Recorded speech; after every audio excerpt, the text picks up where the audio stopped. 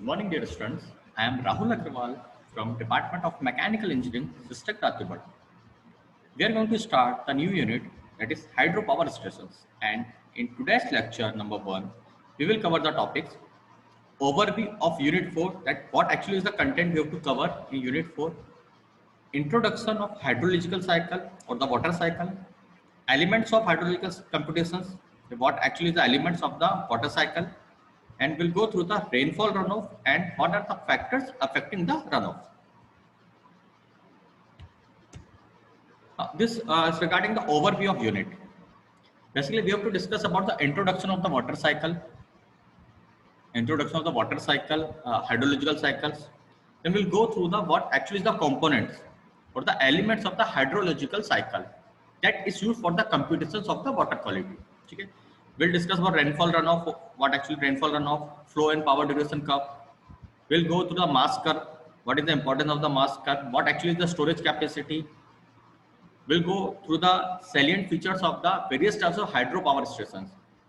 And we'll also discuss the components of the hydropower station, that is dams, spillways, intake systems. We'll go through the penstock, tunnels, headworks, what actually is the water hammer, and the balancer reservoir. We'll look towards the micro and the pico hydro machines. What is the difference between the micro and the pico hydro machines? Selection of hydraulic turbines for power station. There are many factors that we have to discuss. We will consider for selection of the hydraulic turbines. We'll discuss about the selection of the site selection of the hydropower stations. Now, if we're talking about the hydropower, hydrology की हम बात करते हैं तो hydrology मतलब देखा जाए कि कितना अमाउंट ऑफ वाटर अवेलेबल है हमारे पास, तो उसी पानी को हमें यूज करना है. हम कहाँ यूज करते हैं? Because we want to run the hydroelectric power plant. जब भी हमें हाइड्रोइलेक्ट्रिक पावर प्लांट रन करना है तो we required large quantity of water. जब लार्ज क्वांटिटी ऑफ वाटर चाहिए होता है तो उसके लिए सर्टेन फैक्टर्स होते हैं, कितना हेड अवेलेबल होना चाहिए, इतनी क्वांटिटी होना चाहिए, इतनी क्वालिटी का वाटर होना चाहिए. ठीक है, तो उसी के लिए हम लोग क्या करते हैं, हाइड्रोलॉजिकल कंप्यूटेशंस करते हैं. बहुत सारे एलिमेंट्स, बहुत सारे फैक्टर्स हम लोग स्टडी करते हैं, किस क्वालिटी का पानी मिल रहा है, कितना अमाउंट ऑफ पानी मिल रहा है, क्या क्या फैक्टर्स है जिसका हमें लॉसेस मिलते हैं. ठीक है, now will discuss about the water distribution on earth. हमारे ग्लोब पे, हमारे अर्थ पे, हमारे सराउंडिंग्स पे इन्वॉल्व में कितना अमाउंट ऑफ वाटर अवेलेबल है, किस किस फॉर्म में अवेलेबल है, क्या नेचुरली हम यूज कर सकते हैं उस पानी को, नहीं कर सकते. तो बड़ा स्ट्रेंज थिंग्स है हमारे पास कि टोटल 100% वाटर जो होता है, टोटल ग्लोब वाटर जो होता है, टोटल ग्लोब वाटर में से 96.5% तो ओशंस में होता है. ओशंस में मतलब समुद्र में पानी होता है. समुद्र का पानी क्या होता है? खारा होता है बेसिकली. तो 96.5% होता है आपका समुद्र में होता है, 3.5% अवेलेबल होगा. उस 3.5% में क्या होता है, जो फ्रेश वाटर है वो 2.5% है जो मैं यूज कर सकता हूँ. ग्राउंड वाटर भी इसमें इंक्लूड होगा. फ्रेश वाटर मतलब जो हम यूज कर सकते हैं किसी न किसी माध्यम से. उसका 1% पानी क्या होता है, सैलाइन लेक्स और saline ground water. Ground water में या लेक्स में भी जो सैलाइन है, खारा पानी है, तो वी कैन यूज, मतलब देखा है तो 97.5% तो बेसिकली खारा पानी रखा हुआ है जो हम लोग यूज नहीं कर पाते. फ्रेश वाटर जो 2.5% है उसको यूज करते हैं. हाँ, जब हम ओशंस की बात करते हैं तो जो आपके पास सॉलिन वाटर जो होता है, तो we have to go for the salination, desalination technology. जब भी ओशन वाटर को हमें यूज करना तो we are using ocean water. Dubai हो गया, आपके पास साउथ कंट्रीज जो हो गई, वहां पे हम ओशन वाटर ही यूज करते हैं. बट रिवर्स ऑस्मोसिस प्रोसेस हो गई, डीसॉलिनेशन टेक्नोलॉजीज हो गई, ये क्या थोड़ी कॉस्टली पड़ती है and the cost of water producing is quite high. तो हम लोग ओशंस को हम इतने इजीली हम लोग ओशन वाटर को यूज नहीं कर पाते. तो फ्रेश वाटर की जो हम बात करते हैं, 2.5% जो फ्रेश वाटर होता है उसमें भी आप देखोगे कि 2.5% 2.5 में टोटल 100% देखा जाए, इसका 68.6% तो ग्लेशियर आइस कैप में होता है. We are using, we can use, but glacier में होता है. अब हिमाचल में जाओगे आप, हिमालयाज में देखते हैं हम लोग, श्रीनगर में देखते हैं, जो आपके रिवर होती है, रिवर कहाँ से होती है, ग्लेशियर्स जो बर्फ पिघल के आती है वो रिवर्स के फॉर्म में बहते हैं. We can use it, we can use it. Glaciers ice cap में हम लोग वाटर यूज करते हैं. 68.6% तो ग्लेशियर्स आइस कैप में होता है. 30.1% ग्राउंड वाटर, 30.1% ग्राउंड वाटर होता है. 1.3% surface water, other fresh water. मतलब देखा जाए कि जो फ्रेश वाटर है उसमें भी 1.3% ही आपका सरफेस वाटर के रूप में हम लोग यूज कर सकते हैं. अदरवाइज 30.1% ग्राउंड वाटर होता है और ग्लेशियर आइस कैप में 68.6% का. Will talk about the surface water जो 1.3% था, उसका भी क्लासिफिकेशन देखते हैं हम लोग। इसमें भी आइस और स्नोस में होता है 73.1, लेक्स में 20.1, कुछ रिवर्स होते हैं, स्वैम्स एंड मर्सेस होते हैं, सॉइल मॉइस्चर होता है, एटमॉस्फेरिक वाटर होता है, बायोलॉजिकल वाटर। तो बहुत सारे क्लासिफिकेशंस गिवन है यहाँ पे, ठीक है।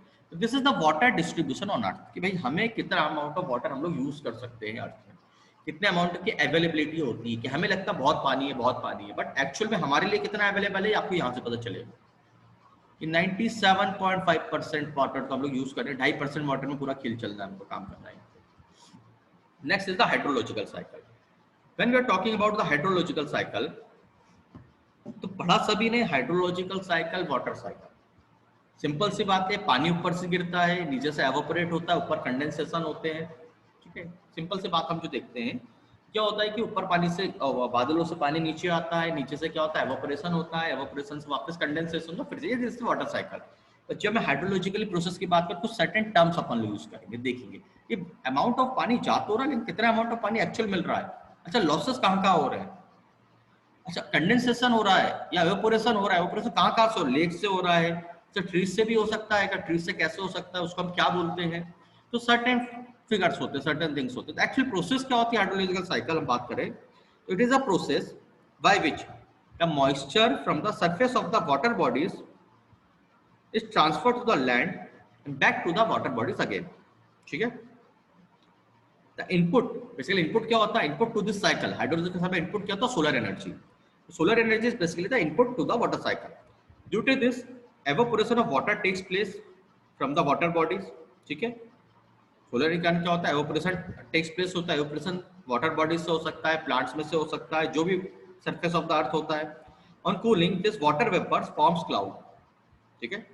Further, cooling makes the cloud to fall down in the form of rain, snow, hail or sleet etc. known as precipitation. Precipitation क्या होता है कि जो पानी कंडेंस होने पर जब क्लाउड बनते हैं, वो ज्यादा कूलिंग होती है तो क्लाउड कंडेंस के बाद क्लाउड क्या करते हैं, वाटर के फॉर्म में वो आपको पानी देते हैं, छोड़ते हैं यहाँ पे, ठीक है। Precipitation basically includes all water. Precipitation क्या होता है, all water that falls from the atmosphere to the earth surface any form, पानी के फॉर्म में। प्रेसिपिटेशन मतलब क्या होगा, जितना भी पानी नीचे गिरा किसी भी फॉर्म में है, स्नो के फॉर्म में, आइस के फॉर्म में, सबको प्रेसिपिटेशन हम लोग इंक्लूड करते हैं, ठीक है।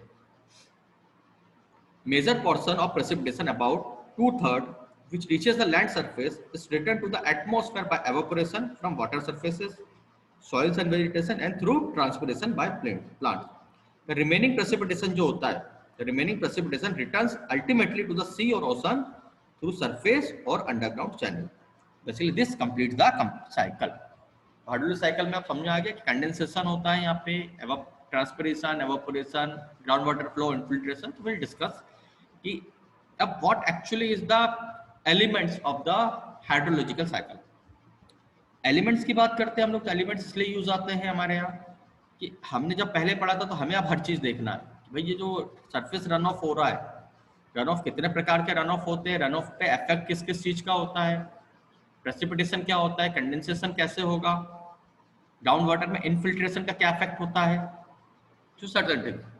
जब हम बात करते हैं elements of hydrological cycle, when we are talking about the elements of hydrological cycle, तो हाइड्रोलॉजिकल जो एलिमेंट्स होते हैं या parameters of the hydrological measurements are essential for the interpretation of water quality, ठीक है। तो हाइड्रोलॉजिकल जो एलिमेंट्स हम जो मेजरमेंट करते हैं वो क्यों करते हैं, interpretation of the water quality data and for water resource management. जब तक मैं इन हाइड्रोलॉजिकल डाटा पैरामीटर्स को इंटरप्रेट नहीं करूंगा तो we can't manage the water resource management, हम कंट्रोल नहीं कर सकते वाटर रिसोर्स मैनेजमेंट। तो variations in hydrological conditions have important effect on the water quality, बहुत ज्यादा इंपॉर्टेंट होता है क्वालिटी पे, वाटर क्वालिटी पे इफेक्ट होता है, खासकर सरफेस वाटर क्वालिटी पे।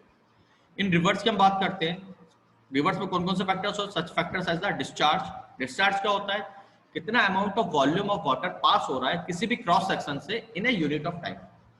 यूनिट क्या होती है डिस्चार्ज की, मीटर क्यूब पर सेकेंड, कितना अमाउंट ऑफ पानी एक पर्टिकुलर क्रॉस सेक्शन में पर यूनिट टाइम में कितना पास हो रहा है। डिस्चार्ज होता है, वेलोसिटी ऑफ फ्लो होती है, टर्बुलेंस होता है, depth will influence water quality, velocity of flow, turbulence and depth.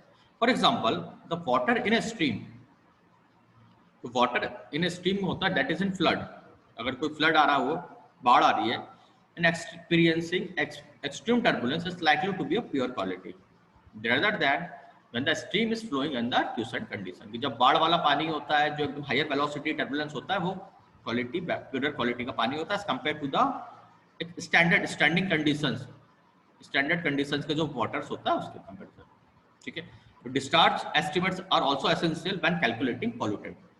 ठीक है, fluxes such as where rivers cross international boundaries और enter the sea. These all are the basically what actually is the need of the computations of the hydrological data। अब elements का क्या होते हैं, जो हम आगे देखेंगे एलिमेंट्स में बहुत सारे एलिमेंट्स पढ़ेंगे हम लोग। प्रेसिपिटेशन पढ़ेंगे, ऊपर से पानी गिर रहा है। Will go for the condensation क्या होता है, रन ऑफ क्या होता है। रन ऑफ दो टाइप के होते हैं, सरफेस रन ऑफ होता है, सब सरफेस रन ऑफ हम पढ़ेंगे। इनफिल्ट्रेशन क्या होता है, पर्कुलेशन क्या होता है, evaporation what actually is the evapotranspiration क्या होता है, एवोपर ट्रांसपिरेशन क्या होता है। ठीक है, तो these all are the elements of the hydrological cycle। जब एलिमेंट्स की बात करते हैं, वन इज द प्रेसिपिटेशन होता है, ठीक है, run off, evaporation, condensation, transpiration. Evapotranspiration होता है, infiltration, depression, storage and the interception. These all are the elements of the hydrological cycle. Will go for the precipitation. Precipitation क्या होता है, basically जो भी जितना भी अमाउंट ऑफ वाटर क्लाउड से नीचे आ रहा है, एटमॉस्फेयर से नीचे आपके जमीन पे गिर रहा है, उस टोटल अमाउंट ऑफ वाटर को किसी भी फॉर्म में वो आए, उसको हम लोग प्रेसिपिटेशन बोलते हैं। It is a fall of moisture from the atmosphere to the earth surface is any form. ठीक है, example rain, hail, snow, sleet, glaze, drizzle, snow में कुछ भी हो, this is the precipitation. Next run off. Run off क्या होता है, basically run off क्या होता है, जब ये प्रेसिपिटेशन से वाटर आ रहा है तो सरफेस रन ऑफ क्या हो जाता है, बेसिकली ऊपर जितना भी हमारे लैंड पे पानी आपका बच रहा है। रन ऑफ बेसिकली हम डिटेल में और बाद में पढ़ेंगे। तो रन ऑफ क्या हो गया कि जितना भी हमारे सरफेस पे पानी बच रहा है वो टुवर्ड कहाँ जाता है, बह के कहीं ना कहीं तो मिलता है। तो बह के कहाँ मिलेगा, at rivers, lakes, ocean etcetera. It is the water flowing over the land making its way towards rivers, lakes, ocean etcetera.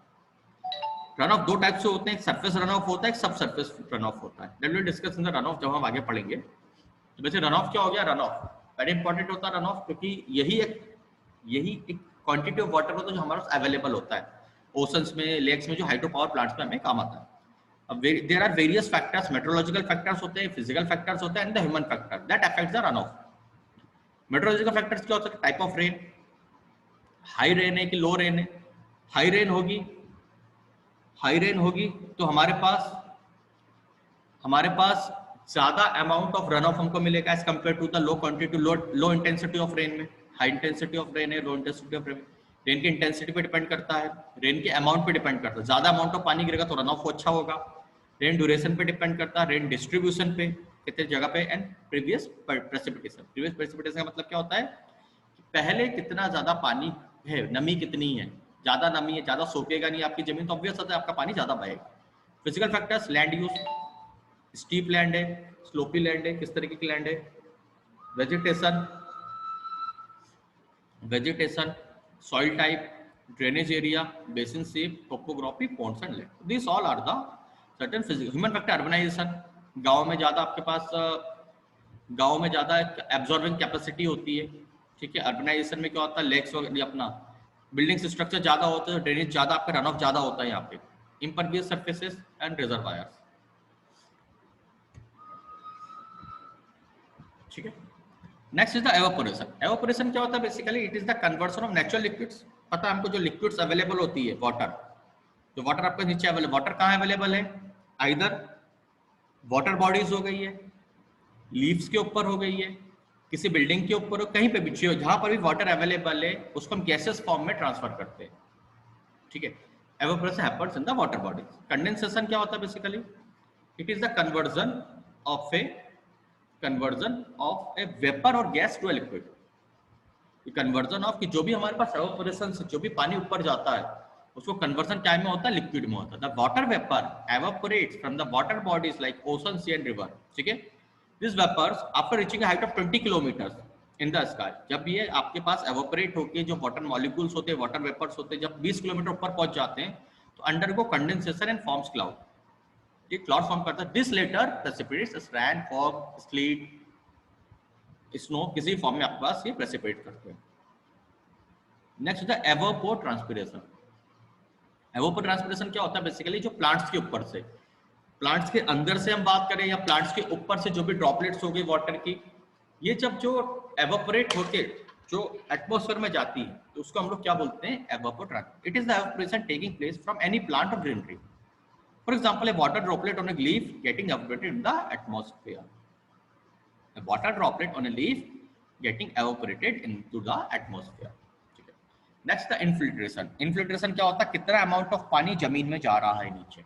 आप ये फिगर देख सकते हैं कि जितना ज्यादा इनफिल्ट्रेशन होगा उतना ज्यादा आपका वाटर टेबल राइज होगा, उतना ज्यादा आपका वाटर टेबल राइज होगा कंपेयर टू जितना ज्यादा इनफिल्ट्रेशन होगा।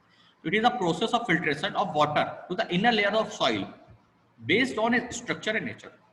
ठीक है, सॉइल की सबसे बड़ी बात है स्ट्रक्चर कैसा है, नेचर कैसा है, सॉइल पे डिपेंड करता है infiltration capacity. Pervious soil go through more infiltration, pervious मतलब नमी वाली soil, go through more infiltration than impervious soil. ठीक है, infiltration is soil like sand, gravel and coarser material is more, and for finer soil material like clay and silt infiltration is less. Sand हो गया, gravel हो गया, courser material में infiltration होता है, जो पानी नीचे जाता है जमीन में ज्यादा होता है as compare to the finer soil particles like clay and silt. ठीक है, इनफिल्ट्रेशन की बात करें तो it is inversely proportional run off, कि जितने ज्यादा इनफिल्ट्रेशन होगा उतना कम रन ऑफ होगा, जितने ज्यादा रन ऑफ होगा उतना कम इनफिल्ट्रेशन होगा। In soil, if infiltration is less, the runoff is more. More infiltration gives less runoff. ठीक है, so this is about the infiltration. Depression storage क्या होता है? Basically, depression storage की जो apart from the water bodies, कुछ parts जो precipitation का होता है, it is a part of the precipitation required to fill depression zones of land. कुछ गड्ढे होते हैं आपके पास, कुछ unwanted structures होते हैं जहाँ पे कि आपकी पानी इकट्ठा हो जाता है. This is called the depression storage. ठीक है. इंटरसेप्शन क्या होता है? बेसिकली जितना भी एरिया कवर कर रहा है, बिल्डिंग्स हो गए, बिल्डिंग से टॉप हो गए, बिल्डिंग से टॉप हो गए, सॉइल हो गई, ये परवियस सरफेस जिसको भी वेट कर रहा है वो आपका इंटरसेप्शन एरिया आता है। ये कितना अमाउंट पे पानी आपका वेटिंग सरफेस कहला रहा है, कितना अमाउंट ऑफ वाटर रेनफॉल आपका कवर कर रहा है। Part of precipitation required to wet the surface of soil, buildings and all pervious surfaces is called interception. Okay, now next is the water balance equation. Water balance equation क्या होता है कि as per the water balance equation, the sum of inflow water और sum of outflow water, inflow water must be equal to the outflow water होना चाहिए। inflow water में क्या क्या होता है? precipitation होता है, run off होता है and the evaporation। 3 प्रोसेस होती है। precipitation से पानी नीचे आ रहा है, run off से पानी बह के जा रहा है और evaporation पानी ऊपर जा रहा है। inflow यहाँ पे क्या हो जाएगा? precipitation, और रन ऑफ evaporation क्या हो जाएगा? आउटफ्लो के लिए। तो वाटर बैलेंस इक्वेशन कैसे लिख सकते हैं? precipitation minus run off is equal to evaporation। कितना अमाउंट एवापोरेट हो रहा है ऊपर, कि जितना गिर रहा है माइनस रन ऑफ, तो precipitation is equal to evaporation plus run off. So this is the water balance equation. Okay, so in today's lecture we have discussed about what actually is the water cycle, the hydrological cycle क्या होती है, and what actually is the components elements of the hydrological cycle, why actually it is necessary to compute this. Okay, so we will discuss the doubts in the doubt clearing classes. Okay, thank you.